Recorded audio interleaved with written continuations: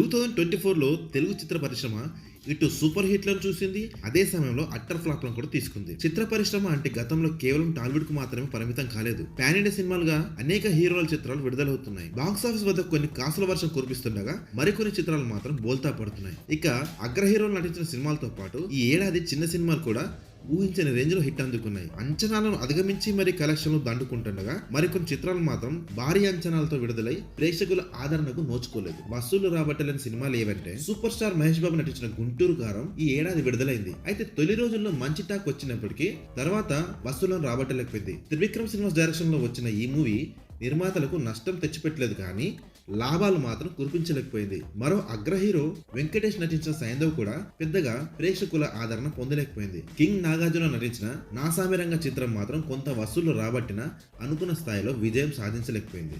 ఇక ఈ ఏడాది విడుదలైన అత్యంత భారీ పాన్ ఇండియా చిత్రం కల్కి మాత్రం బాక్స్ ఆఫీస్ దుమ్ము లేపింది. దాదాపు 1200 కోట్ల రూపాయలను సొమ్ము రాబట్టిందని చెబుతారు. నాగశ్విన్ డైరెక్షన్ లో వచ్చిన చిత్రం టాలీవుడ్ కు మంచి పేరు తెచ్చిపెట్టిందని చెప్పాలి. ఇక జూనియర్ ఎన్టీఆర్ నటించిన దేవర సినిమా కూడా రిలీజ్ కు ముందే రఫాడించింది. ఫస్ట్ నుంచి హిట్ టాక్ తో ప్రేక్షకుల ముందు వచ్చిన దేవర సినిమాకు కొరటాల శివ డైరెక్షన్ చేశారు. ఈ చిత్రానికి నిర్మాతలు ఊహించిన స్థాయిలో మాత్రం డబ్బులు రాబట్టలేకపోయింది.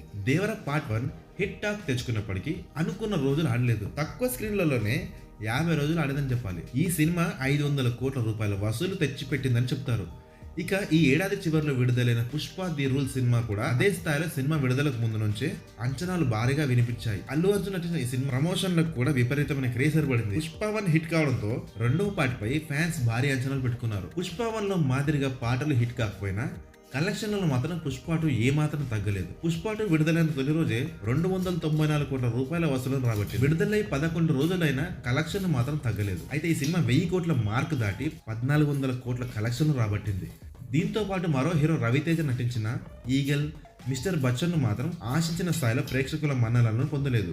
ఈ సినిమాలు కనీసం హిట్ టాక్ కూడా తెచ్చుకోలేకపోయాయి. ఇక ఏడాది ఆరంభంలోనే విడుదలైన చిన్న సినిమాగా ఆరంభమై పెద్ద సినిమాగా హిట్ అయిన హనుమాన్ గురించి చెప్పుకోవాల్సిందే. తేజ సజ్జా నటించిన ఈ చిత్రానికి ప్రశాంత్ వర్మ దర్శకత్వం వహించారు. దాదాపు 350 కోట్ల రూపాయలు రాబట్టింది. నాని నటించిన సరిపోదా శనివారం కూడా హిట్ టాక్ అందుకుంది. దుల్కర్ సల్మాన్ నటించిన లక్కీ భాస్కర్ కూడా హిట్ అయింది. చిన్న సినిమాగా వచ్చి మత్తు వదలరట్టు సినిమా కూడా హిట్ టాక్ తెచ్చుకుంది. మొత్తం మీద ఏడాది 13 తెలుగు సినిమా, 4 డబ్బింగ్ సినిమాలు హిట్ అయ్యాయి. అదే సమయంలో అంతే స్థాయిలో సినిమాలు మాత్రం ఫ్లాప్ టాక్ ను తెచ్చుకొని బాక్స్ ఆఫీస్ వద్ద బోల్తా పడ్డాయి.